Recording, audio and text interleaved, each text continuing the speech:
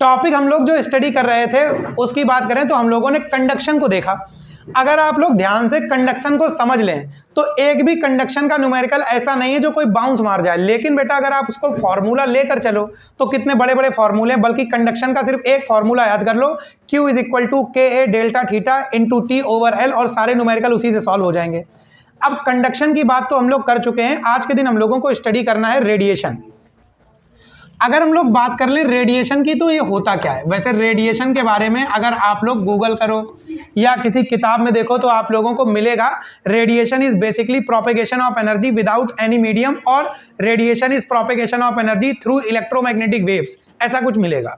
अगर electromagnetic wave की बात करें तो 12th में जाके हम लोग स्टडी करेंगे इलेक्ट्रोमैग्नेटिक वेव को, अभी हम लोग वहां पर नहीं पहुंचने वाले, लेकिन केमिस्ट्री के कॉन्सेप्ट पर हम लोग जरूर आएंगे। अगर हम लोग बात करें इलेक्ट्रोमैग्नेटिक वेव की तो उसको तो हम लोग 12th में पढ़ेंगे, लेकिन एक छोटा सा केमिस्ट्री का कॉन्सेप्ट है, उसे आप लोग देखो। आप लोगों को केमिस्ट्री में बताया गया होगा कि नेचर में हर एक मटेरियल एटम से मिलकर बना है और हर एटम के अंदर इलेक्ट्रॉन प्रोटॉन न्यूट्रॉन्स होते हैं। अगर किसी एटम की बात करें, चलो एटम के अंदर यहां पर एक इलेक्ट्रॉन है और इस एटम को आप लोग एनर्जी देते हो। एनर्जी कैसे देते हो? कोई बहुत सारे तरीके आप लोगों के पास हो सकते हैं। आपने इसे हीट कर दिया, कोई एनर्जी इसके ऊपर डाल दी, XYZ कोई भी तरीका। हम लोग हीट को स्टडी कर रहे हैं तो हम लोग बात करेंगे हीट की। एक मटेरियल आपके पास है, आपने इसे हीट कर दिया, हीट करने पर आप लोग ये पाते हो कि हीट करने पर इसका टेम्परेचर बढ़ने लगता है, और टेम्परेचर पूरी बॉडी का बढ़ रहा है, इसका मतलब हर एक एटम का बढ़ रहा है। और इस एटम का टेम्परेचर बढ़ा, ये जो एटम था यहाँ पर जो इलेक्ट्रॉन है ये उस टेम्परेचर को पा करके लोअर ऑर्बिट से हायर ऑर्बिट में भाग जाता है, और फिर जब ये अपने एटम को स्टेबल रखने के लिए higher orbit to lower orbit आता है, ये कुछ एनर्जी को रिलीज करता है, और ये एनर्जी हम लोगों को इलेक्ट्रोमैग्नेटिक वेव की फॉर्म में दिखाई पड़ती है। तो सिंपल सा फंडा है कि कोई भी ऑब्जेक्ट जिसके पास हीट एनर्जी है, उस ऑब्जेक्ट जिसके पास भी हीट एनर्जी है, उस ऑब्जेक्ट की हीट एनर्जी हर एक एटम को मिली होगी, और एटम के अंदर बैठे हुए इलेक्ट्रॉन को मिली होगी। इलेक्ट्रॉन उस एनर्जी को पा करके लोअर ऑर्बिट से हायर ऑर्बिट में गया होगा, और वापस आके वापस से उसने एनर्जी को रिलीज किया होगा। ये एक तरीका है रेडिएशन को एमिट करने का। जब आप लोग फर्दर स्टडी करोगे तो आपको पता चलेगा कई सारे तरीकों से मटेरियल रेडिएशन को एमिट करता है, लेकिन फिलहाल हम लोग इसी को लेकर चलते हैं। तो एक बात बताओ, इस नेचर में हर एक एटम जिसका टेम्परेचर 0 केल्विन से ऊपर है, 0 केल्विन पर हीट एनर्जी कितनी होगी ऑब्जेक्ट की? 0, तभी तो उसको एब्सोल्यूट 0 टेम्परेचर बोलते हैं। हर एक वो मटेरियल जिसका टेम्परेचर 0 केल्विन के ऊपर है, क्या वो मटेरियल रेडिएशन एमिट करेगा? तो अगर आप लोग प्रॉपरली सोचो, हर मटेरियल जिसका टेम्परेचर 0 केल्विन के ऊपर है मतलब उसके पास कुछ ना कुछ हीट एनर्जी है, और हीट एनर्जी अगर मटेरियल के पास है तो एटम्स के पास है, और एटम्स के पास हीट एनर्जी है तो वो एनर्जी को रेडिएट करेंगे। क्या मेरी बात समझ पा रहे हो? अगर एटम्स के पास हीट एनर्जी है तो वो एनर्जी को क्या करेंगे? रेडिएट करेंगे, और हर मटेरियल के अंदर से रेडिएशन निकलता है। हर मटेरियल के अंदर से रेडिएशन निकलता है। वो रेडिएशन आपके अंदर से भी निकल रहा है, वो रेडिएशन मेरे अंदर से भी निकल रहा है, और इस बोर्ड के अंदर से भी निकल रहा है। लेकिन आप बोलोगे सर अगर मान लीजिए हमारे, फॉर एग्जाम्पल हमें आप ले लो, हमारी बॉडी से अगर रेडिएशन निकल रहा है तो हमें तो ठंडा होता जाना चाहिए, क्योंकि जैसे जैसे मेरी बॉडी से रेडिएशन निकलेगा मेरी बॉडी में एनर्जी कम होती जाएगी, और कम होते होते एक टाइम पर एनर्जी इतनी 0 केल्विन के आसपास पहुंचेगी और हम रेडिएशन करना बंद कर देंगे। लेकिन ऐसा कभी होगा नहीं। मेरी बॉडी का टेम्परेचर 35 डिग्री सेल्सियस है तो 35 रहेगा। कोई भी ऑब्जेक्ट आप लेकर आ जाओ, उसका टेम्परेचर अपने आप 0 केल्विन तो नहीं जाने वाला, सराउंडिंग से उसका कुछ ना कुछ इंटरेक्शन तो होता ही है। तो सोचो आखिरकार ऐसा कैसे होता है? ऐसा इसलिए है क्योंकि जैसे हम हैं, अगर मेरी बॉडी का टेम्परेचर बढ़ रहा है तो इसका मतलब ये सोचो हम एमिट तो कर रहे हैं, लेकिन हमारे आसपास मौजूद हर एक चीज भी एनर्जी को एमिट कर रहा है। अगर मेरी बॉडी का टेम्परेचर बढ़ रहा है इसका मतलब ये हुआ कि मेरी बॉडी एमिशन कम करती है, मेरी बॉडी से रेडिएशन कम निकलता है, आसपास मौजूद चीजों से जो रेडिएशन है वो मेरी बॉडी पर पड़ता है और हम एब्जॉर्ब ज्यादा करते हैं। तो एनर्जी को एब्जॉर्ब ज्यादा कर रहे हैं और एमिट कम कर रहे हैं। लेकिन अगर किसी बॉडी का टेम्परेचर कम हो रहा है तो वो मटेरियल एनर्जी को एमिट ज्यादा कर रहा है और एब्जॉर्ब कम कर रहा है, मतलब एनर्जी में लॉस ज्यादा हो रहा है, निकल एनर्जी ज्यादा रही है और कम एनर्जी आ रही है। जैसे आप एक बर्तन में गर्म चाय ले आओ और गर्म चाय जैसे ही आप लोग बर्तन में रखोगे तो आप ये पाओगे कि उस गर्म चाय का टेम्परेचर कम होने लगेगा। तो हाई हीट एनर्जी की वजह से वो रेडिएशन करती ज्यादा है लेकिन एब्जॉर्ब कम करती है, क्योंकि आसपास का रेडिएशन भी तो उसके ऊपर पड़ता है। अगर कोई चाय गर्म होने लगे, कैसे गर्म हो रही है, मान लीजिए ठंडी चाय ले आओ, थोड़ा बर्फ ले आओ, कोल्ड कॉफी ले आओ, उसको रख दो, अपने आप वो गर्म होने लगेगी। कैसे गर्म हो रही है, एब्जॉर्ब ज़्यादा कर रही है और एमिट कम कर रही है। लेकिन अगर किसी बॉडी का टेम्परेचर कांस्टेंट, इसे हम बोलेंगे कि ये सराउंडिंग के साथ इक्विलिब्रियम में है। क्या बोलना होगा, सराउंडिंग के साथ इक्विलिब्रियम में। जैसे मान लो एक बर्तन में आपने पानी रखा, अब पानी ना तो ठंडा हो रहा है ना तो गर्म हो रहा है, क्योंकि उसका टेम्परेचर सराउंडिंग के बराबर हो गया।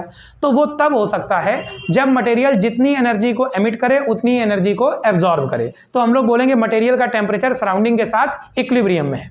समझ गए आप लोग। तो ये केस होता है। तो मटेरियल एनर्जी को एमिट कर सकता है due to its heat energy. ठीक है। सो रेडिएशन की बात करें तो आप लोग चलो रेडिएशन को लिख लो।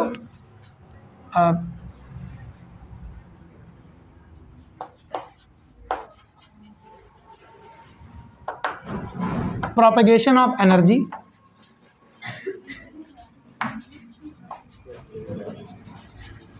Through electromagnetic waves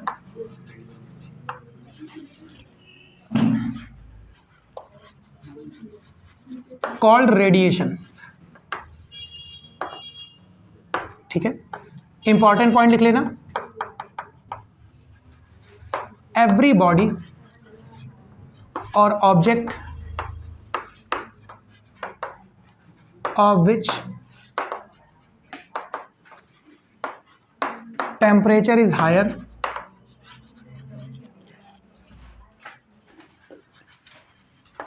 then 0 Kelvin emits radiation. ठीक है, तो हर बॉडी रेडिएशन एमिट करती है, लेकिन ये मत समझना कि रेडिएशन हमेशा हम लोगों के लिए खतरनाक होता है। कुछ हाई एनर्जी वाले रेडिएशन हम लोगों के लिए खतरनाक होते हैं। अगर हम लोग रेडिएशन की बात करें, जो रेडिएशन आसपास की चीज़ों से निकल रहा है वो रेडिएशन हम लोगों के लिए बिल्कुल भी हार्मफुल नहीं है। ठीक है, तो हर बॉडी जिसका टेम्परेचर 0 Kelvin के ऊपर है वो रेडिएशन एमिट करता है। यहाँ पर एक क्वांटिटी साथ में इसके रिलेट होती है जिसे हम लोग बोलते हैं एमिसिव पावर। एमिसिव पावर, देखो एमिसिव पावर क्या है समझो।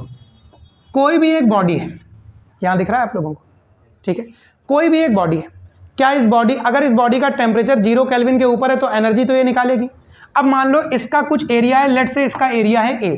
कितना एरिया है, ए। सोचो यहां पर ए एरिया का मतलब टोटल सरफेस एरिया नहीं होता। जैसे आप लोग मेंसुरेशन के सवाल लगाए होंगे क्लास 10th में। सोचो एक हॉलो स्फीयर है, एक स्फीयर है, गेंद है, गेंद चूड़ी नहीं, और अंदर भी उसके एक छोटा सा पार्ट कटा हुआ है। तो इसका टोटल सरफेस एरिया की बात करोगे तो ये जो इसका एरिया है ना, ये वाला एरिया और प्लस इंटरनल एरिया, इसे कहा जाएगा टोटल सरफेस एरिया। लेकिन बेटा टोटल सरफेस एरिया की बात हम लोगों को नहीं करनी है। अगर आप सोचो कि कोई भी बॉडी हम लोगों के पास है जो एनर्जी एमिट करेगी, वो किस एरिया की वजह से करेगी। यहां से जो एनर्जी निकलेगी वो इधर मिल जाएगी, इधर जो रेडिएशन निकलेगा वो इधर मिल जाएगा। तो रेडिएशन तो बॉडी के पास ही रहेगा, लेकिन जो यहां से निकलेगा वो रेडिएशन तो एटमॉस्फेयर में चला जाएगा। क्या यहां पर कोई बाहर से रेडिएशन आ सकता है? जो इधर का निकलेगा वो इधर चला जाएगा। अगर बाहर से कोई रेडिएशन आएगा तो इसी सरफेस पर पड़ेगा। हम लोग बात अगर कभी भी एरिया की करें तो आप इस चैप्टर में समझना कि सर एक्सपोज्ड एरिया की बात हो रही है। किसकी बात हो रही है? एक्सपोज्ड एरिया की। जो एरिया एक्सपोज किया गया है एटमॉस्फेयर के साथ, ना कि टोटल सरफेस एरिया की। क्या मेरी बात समझ में आ रही है? बात किसकी चलेगी? एक्सपोज्ड एरिया की। समझ गए? ठीक है। तो एमिसिव पावर का मतलब क्या है? ये बॉडी है, इसका एक्सपोज्ड एरिया ए है। ए एक्सपोज्ड एरिया से टी टाइम में ये क्यू एनर्जी निकालती है। ठीक है, तो यूनिट टाइम में कितनी एनर्जी निकालेगी? Q by T. Unit area से कितनी एनर्जी निकालेगी? Q by A T. इसे कहा जाता है एमिसिव पावर। तो एमिसिव पावर का मतलब है energy radiated per unit time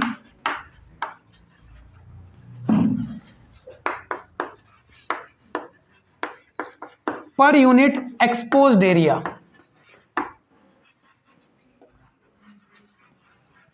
called emissive power.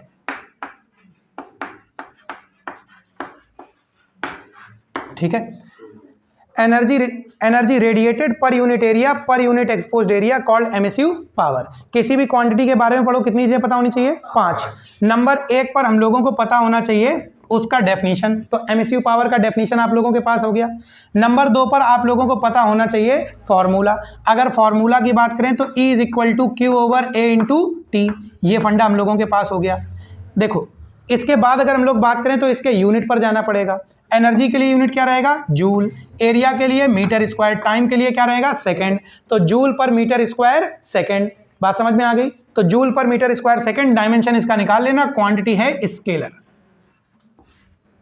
ऐसा क्वांटिटी है स्केलर। चलो ठीक, ये तो बात हो गई रेडिएशन की। जब भी कोई बॉडी अपने अंदर से अगर उसके पास कुछ हीट एनर्जी है तो उस वजह से कुछ रेडिएशन निकालेगी, और एमिसिव पावर भी एक रेडिएशन निकालने वाली ही क्वांटिटी थी, तो हम लोगों ने स्टडी कर ली। एमिसिव पावर के बाद हम, अच्छा देखो इसका सवाल हम तुमसे करवाएं क्या? मान लो क्यू ए और टी दे दे, हम तुमसे पूछें एमिसिव पावर बताओ, तो बिल्कुल बचकाना वाला न्यूमेरिकल लगेगा। कंडक्शन के न्यूमेरिकल करवाने जरूरी थे, प्रैक्टिस बेस्ड थे, तो हमने आपको करवाए। अभी इसके भी कुछ न्यूमेरिकल आएंगे जो हम लोग आगे करेंगे, लेकिन हमें ये बताओ क्या इतनी 2 बातें आपको आ गई? ठीक। अगर हम लोग बात करें रेडिएशन की, रेडिएशन एमिसिव पावर के बाद, ये तो टर्म हो गया कि मटेरियल रेडिएशन कितना निकाल रहा है। अब हम लोग स्टडी करेंगे कि रेडिएशन के साथ कैसे इंटरैक्ट करेगा।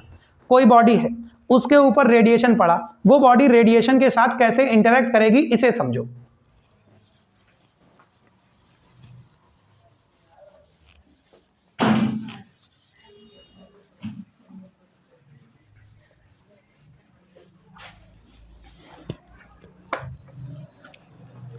देखिए कोई बॉडी रेडिएशन के साथ कैसे इंटरैक्ट करेगी, इसे समझने की कोशिश करते हैं। एक मटेरियल आप लोगों के पास है, ठीक है, एक मटेरियल आप लोगों के पास है, एक टी थिकनेस की कोई स्लैब मान सकते हो। इसके ऊपर आप लोगों ने रेडिएशन को डाला। रेडिएशन डालने पर क्या हो सकता है? जैसे इमेजिन करो कि एक दीवार है और इस दीवार के पीछे हम कुछ बोल रहे हैं, हमारी साउंड को आप रेडिएशन मानो। नंबर 1 पर हमने कुछ बोला, साउंड आ गया और रिफ्लेक्ट होके वापस आ गया, मतलब ये रिफ्लेक्ट हो सकता है। नंबर 1 क्या हो सकता है बेटा? रिफ्लेक्ट। ठीक। नंबर 2, कोई बच्चा उधर दीवार के बाहर कान लगा के सुन रहा था, बिना फीस दिए पढ़े ले रहा था, है ना? तो हम बोलेंगे कि सर देखो साउंड ट्रांसमिट भी हो गया।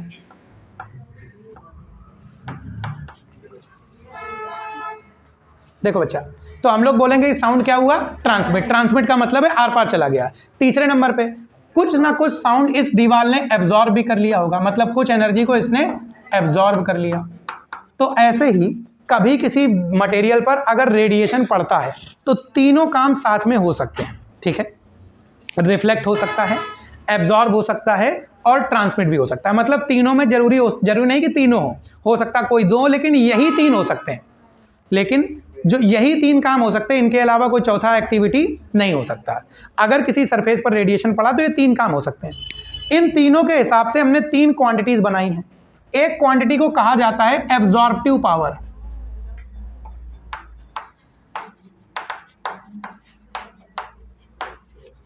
ठीक है? इसको कुछ पढ़े लिखे लोग एब्जॉर्बटेंस भी बोलते हैं।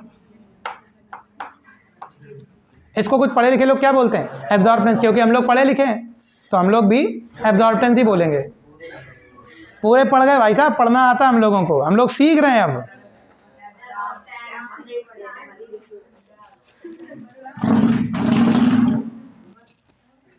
इसका मतलब क्या है समझिए।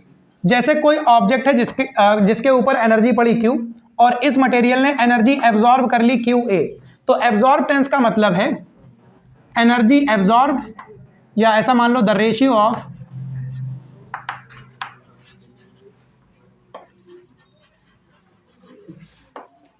Energy absorbed and energy incident.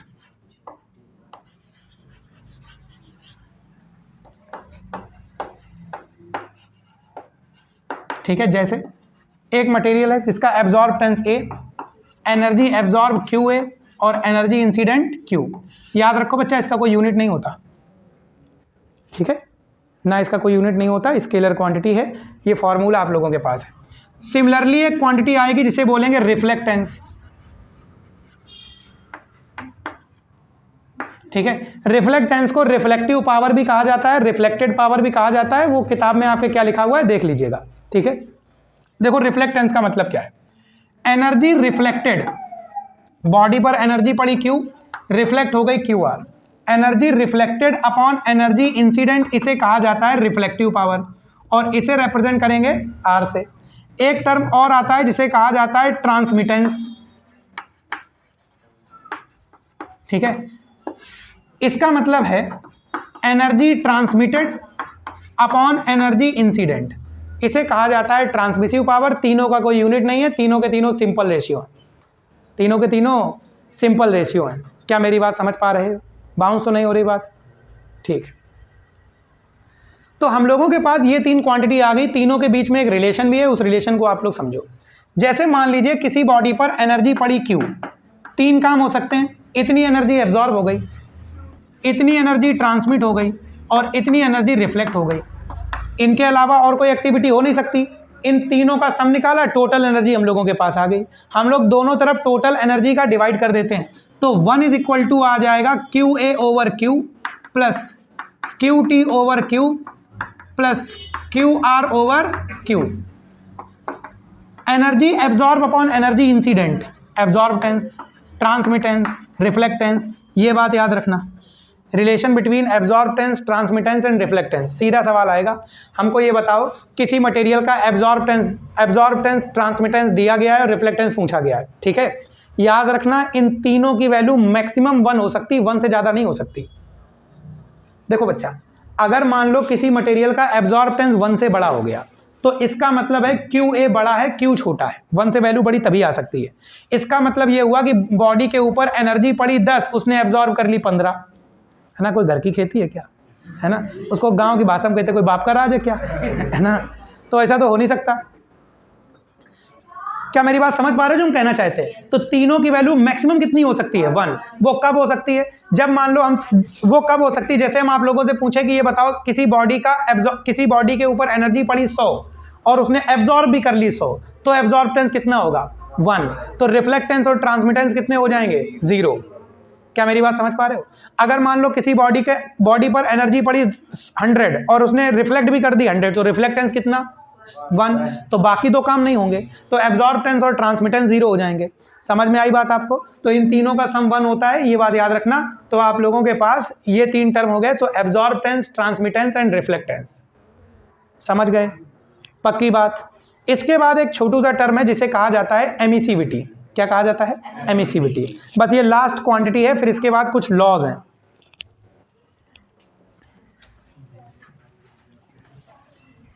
देखो टर्म हम लोगों को स्टडी करना है एमिसिविटी।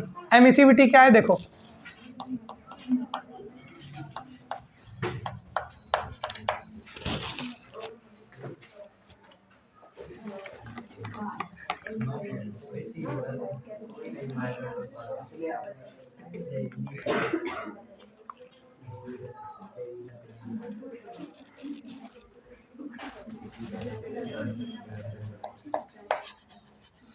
देखो एमिसिविटी क्या है, इसके डेफिनेशन को पहले हम लिखा देते हैं, फिर हम समझाएंगे कि आखिरकार ये है क्या। समझ लो, the ratio of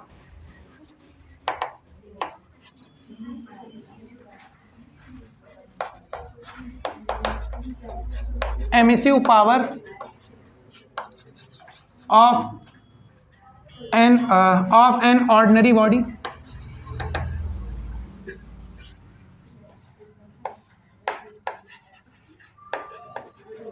and that of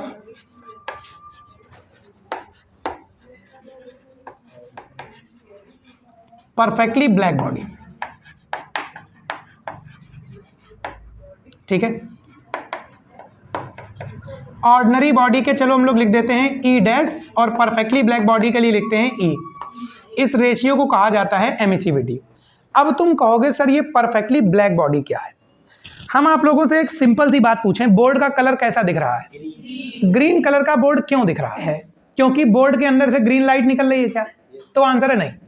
अगर बोर्ड के अंदर से ग्रीन लाइट निकल रही होती, मेरी बात सुनो जो हम कहना चाहते हैं, अगर बोर्ड के अंदर से ग्रीन लाइट निकल रही होती तो बोर्ड को अंधेरे में रखो तब भी दिखाई पड़ता, लेकिन बोर्ड अंधेरे में तो नहीं दिखने वाला। मतलब पक्की बात है बोर्ड के अंदर से तो कोई ग्रीन लाइट नहीं निकल रही है। बोर्ड ग्रीन कलर का दिखता है इन प्रेजेंस ऑफ लाइट, ठीक है। मीनिंग जैसे कमरे में बल्ब लगा हुआ है, बल्ब से लाइट आई, बोर्ड के ऊपर पड़ी, बल्ब से किस कलर की लाइट आ रही, व्हाइट कलर की, और ये व्हाइट कलर की लाइट आके बोर्ड के ऊपर पड़ती है। बोर्ड पता क्या करता है, ये जानता है कि व्हाइट कलर की लाइट 7 डिफरेंट कलर्स का मिक्सचर है, और बोर्ड उन 7 कलर में से 6 को एब्जॉर्ब कर लेता है, सिर्फ ग्रीन कलर को एब्जॉर्ब नहीं कर पाता, और वो ग्रीन कलर को कर देता है रिफ्लेक्ट। ग्रीन कलर को क्या कर देता है, रिफ्लेक्ट। तो बोर्ड पर जब लाइट पड़ी, आपकी आंखों में रिफ्लेक्ट होके आई ग्रीन कलर की लाइट। आपको बोर्ड कैसा दिखा, ग्रीन। बोर्ड कैसा दिखा, ग्रीन। पक्की बात। जैसे मान लो हम लोग यहाँ पर बोर्ड में रेड कलर की चौक से कुछ लिख दें, फॉर एग्जाम्पल येलो कलर की चौक से हमने बोर्ड पे कुछ लिख दिया, यहाँ पर चलो हम लिख देते हैं अप्रैल, लिख देते हैं। इसमें हमारा फेवरेट त्यौहार आता है ना, अप्रैल फूल। तो चलो हम यहाँ पे अप्रैल लिख देते हैं। अगर हम बात करें कि चलो अप्रैल, गांव की भाषा में बोले अप्रैल, तो अप्रैल की बात करें, अरे भाई साहब यही बोलते हैं ना, और क्या बोलते हैं। हाँ, ये येलो कलर का लिखा हुआ है। हमको एक बात बताओ, ये येलो कलर का क्यों दिख रहा है? तो बल्ब से लाइट आई, क्यों? बल्ब से जो लाइट आई वो 7 डिफरेंट कलर का मिक्सचर थी, इसने सभी कलर को एब्जॉर्ब किया, सिर्फ येलो कलर को एब्जॉर्ब नहीं कर पाया, और येलो कलर की लाइट को इसने रिफ्लेक्ट किया। आपकी आंखों में किस कलर की लाइट आई, येलो कलर की। तो आपको बोर्ड किस कलर, आपको वो किस कलर का दिखाई पड़ा, येलो कलर का। ठीक है, ऐसे ही हमको कोई मटेरियल रेड कलर का दिखाई पड़ता है, ऐसे ही ब्लू कलर का दिखाई पड़ता है, और इसी तरीके से हम लोगों को डिफरेंट कलर दिखाई पड़ते हैं। समझ गए? अब एक बात बताओ, बोर्ड पर जो चौक चलाई है हमने वो तो व्हाइट कलर की है, व्हाइट क्यों दिख रहा है? इसके ऊपर लाइट पड़ी व्हाइट कलर की, इसने सातों कलर्स को रिफ्लेक्ट किया, आपकी आंखों में जो लाइट पहुंची वो किस कलर की थी, व्हाइट कलर की। समझ में आ गई बात? अगर मान लो कोई बोर्ड पर मटेरियल, ऐसा मटेरियल रख दिया जाए जो अब जिसके ऊपर लाइट पड़े और वो सभी कलर्स को एब्जॉर्ब कर ले, वो सभी कलर्स को एब्जॉर्ब कर ले, तो रिफ्लेक्ट होकर लाइट आपकी आंख में आएगी ही नहीं। आप बोलोगे सर ये कलर ब्लैक है, ये कलर क्या है? तो एक बात बताओ, कलर रियल में एग्जिस्ट करते भी हैं कि नहीं करते? क्योंकि कलर तो हमें तब पता चल रहा है ना कि हमारी आंख में लाइट कैसी आ रही है। बोर्ड का कलर हमें क्या पता कैसा है? बोर्ड तो सभी को एब्जॉर्ब कर रहा है और सिर्फ ग्रीन को रिफ्लेक्ट कर रहा है, सभी को एब्जॉर्ब कर रहा है और ग्रीन को रिफ्लेक्ट कर रहा है। क्या आप मेरी बात समझ पा रहे हो? तो इस जगह पर समझो, अगर कोई मटेरियल ऐसा है जो अपने ऊपर पड़ने वाले रेडिएशन के ज्यादातर कलर्स को एब्जॉर्ब करता है, ज्यादातर मात्रा में लाइट को एब्जॉर्ब कर लेता है, हम बोलते हैं कि सर ऐसे मटेरियल को कहा जाता है ब्लैक बॉडी। क्या बोला जाता है? Black body. अब जैसे हम लोगों के बाल है, ये ब्लैक बॉडी होते हैं। क्या होते हैं? हम ये परफेक्टली ब्लैक बॉडी नहीं बोल रहे, हम बोल रहे ब्लैक बॉडी, मतलब ब्लैक कलर के। हम हमारे बालों को अगर आप देखो तो कंडीशनर भी लगा है इसमें, शैम्पू भी लगा है, इसकी बात नहीं कर रहे। हमारे बालों को अगर आप देखो तो कुछ ना कुछ शाइनी आप लोगों को दिखाई पड़ रहा होगा। अरे तुम लोग तो देख नहीं पा रहे, नजरें तुम लोग की फूटी है। अपने बालों को देखो, कभी अपने बालों को शीशे में देखना, व्हाइट दिख रहे तुम्हें मेरे बाल, सुरक्षित सुरक्षित काले मेरे बाल, वैस्मॉल ने किया कमाल। अरे छोड़ो, तुम लोग के लिए कुछ और लाएं। ये देखो हेलमेट, ठीक है। अगर आप गौर से देखो तो हेलमेट ब्लैक कलर का है। क्यों ब्लैक कलर का दिख रहा है? इसके ऊपर लाइट पड़ी है, सभी कलर्स को एब्जॉर्ब कर ले, लेकिन कुछ ना कुछ इसके ऊपर आपको रिफ्लेक्ट भी होती हुई लाइट दिख रही होगी। दिख रही है ना? अपने ऊपर आप इसके ऊपर कुछ ना कुछ लाइट आपको रिफ्लेक्ट होती हुई भी दिख रही है।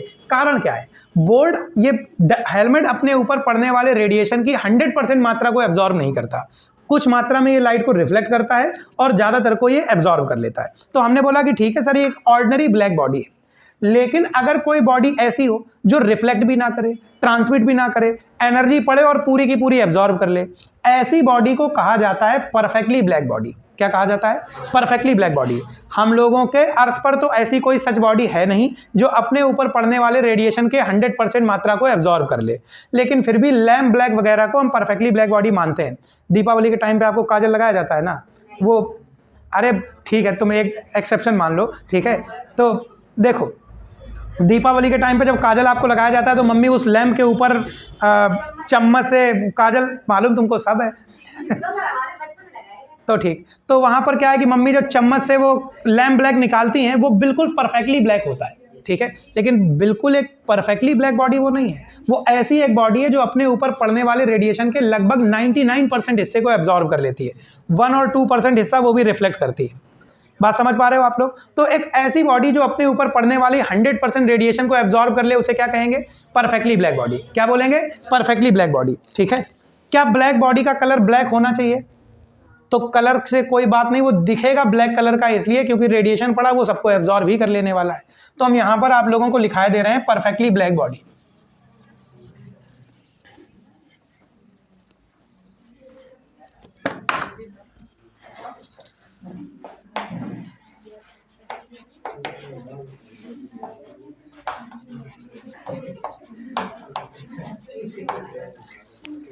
बेटा एक बात बताओ, एब्जॉर्बटेंस का मतलब क्या है? Energy absorb upon energy incident, यही तो होता है। एक परफेक्टली ब्लैक बॉडी के ऊपर अगर एनर्जी पड़ी Q, तो वो एब्जॉर्ब भी कितनी करेगा और उसका एब्जॉर्बटेंस कितना आएगा? तो अगर हम ये लिख दें एक ऐसी बॉडी जिसका एब्जॉर्बटेंस 1 होता है, तो क्या उसे परफेक्टली ब्लैक बॉडी मानोगे? पक्की बात। चलो वैसे हम डेफिनेशन इसकी लिखें, a body which absorbs 100% radiation falling on it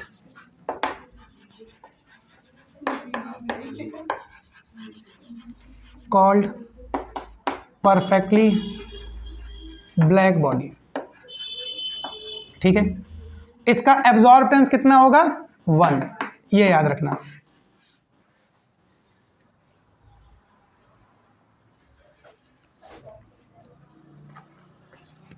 इसका एब्जॉर्बटेंस कितना होगा?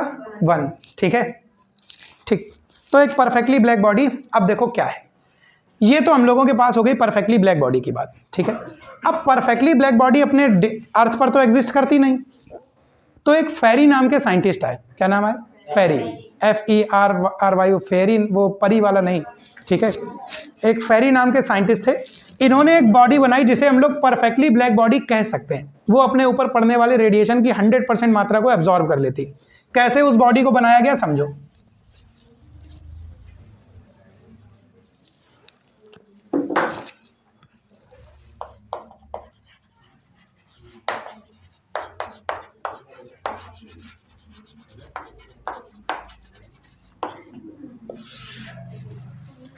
तो एक फेरी नाम के वैज्ञानिक थे जिन्होंने परफेक्टली ब्लैक बॉडी बनाई, और वो ब्लैक बॉडी कैसी दिखती थी पहले उसे सोचो। एक स्टील की बॉल ले ली,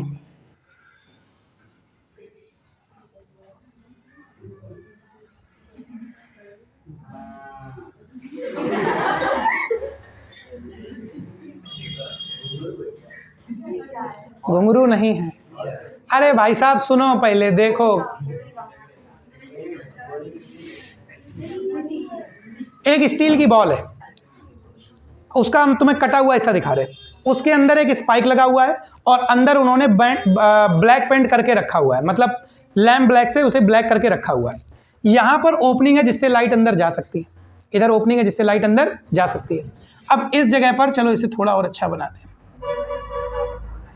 ऐसे कर दो। ठीक है, इस जगह पर ओपनिंग है जिससे लाइट अंदर जा सकती है। यहाँ से लाइट आई, इधर इंसिडेंट हुई, लैम्प ब्लैक यहाँ पर लगा हुआ था, इसने 99% हिस्से को एब्जॉर्ब कर लिया, 1% हिस्से को रिफ्लेक्ट कर दिया, इधर लाइट पहुंची, उस 1% का 99% हिस्सा इधर एब्जॉर्ब हो गया और बचा हुआ 1% इधर चला गया। उस बचे हुए 1% के हिस्से के 99% हिस्सा इधर एब्जॉर्ब हो गया और कई सारे रिफ्लेक्शन के बाद लाइट 100% एब्जॉर्ब हो गई। अब सोचो इस ओपनिंग में अगर कोई लाइट जाएगी तो क्या वो कभी रिफ्लेक्ट होकर वापस आएगी? क्या 100% एब्जॉर्ब हो जाएगी? तो इस ओपनिंग को परफेक्टली ब्लैक बॉडी कहा जाता है।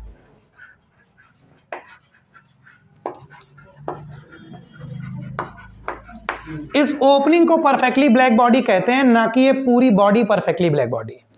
समझ आई बात आपको? जैसे आप लोगों ने सूरज का नाम सुना होगा, अरे नाम क्या सुना होगा, देखा भी होगा। ठीक है, हमारे बचपन में एक जोक चलता था कि सूरज पास है कि घर, तो बोलते सर घर पास है। बोले यहाँ से तुम्हें घर दिख रहा है कि सूरज? सूरज दिख रहा है तो सूरज पास होगा। ऐसा बचपन में फालतू जोक चलते रहते थे।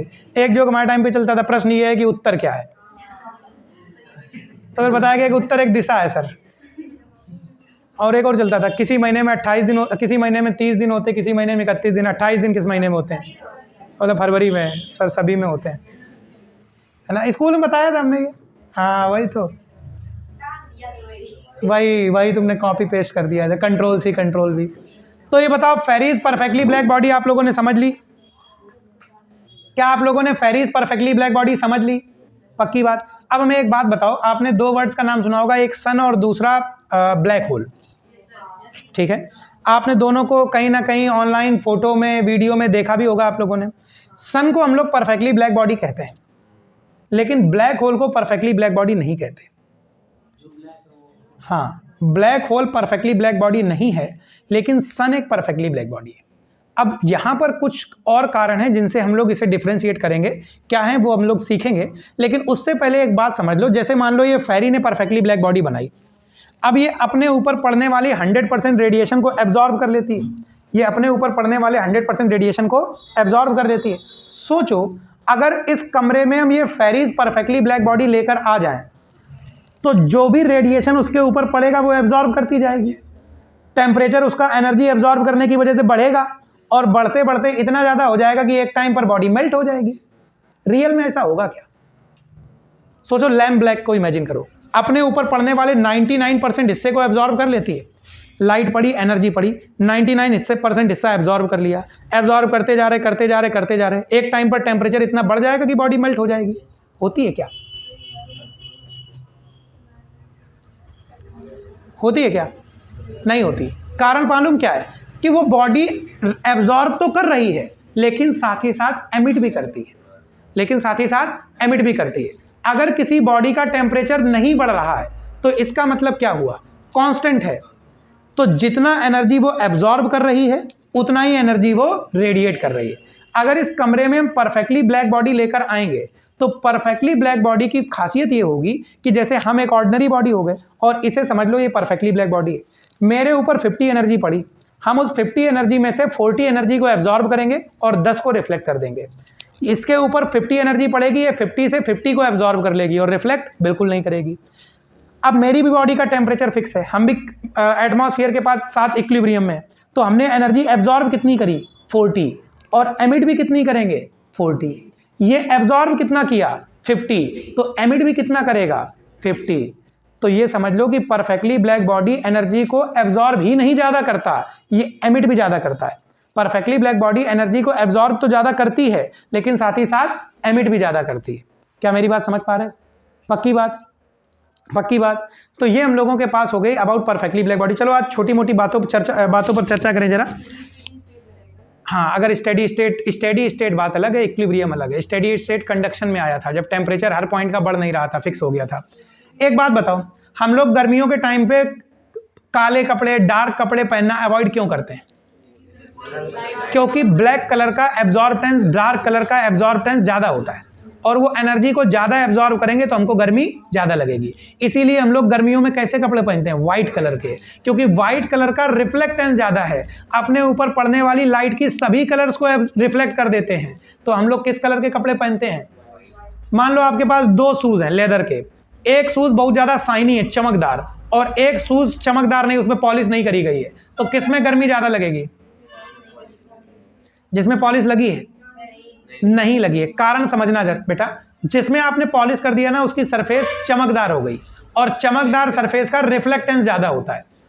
मिरर कैसा होता है? स्मूथ एंड शाइनी होता है। तो जूतों में अगर आप पॉलिश कर लो ना, तो पॉलिश जूतों में आप लोगों के जब लाइट पड़ेगी तो ज्यादातर उसका पोर्शन रिफ्लेक्ट हो जाएगा, कम एब्जॉर्ब होगा, गर्मी कम लगेगी। इसीलिए नए कपड़े में थोड़ी गर्मी कम लगेगी।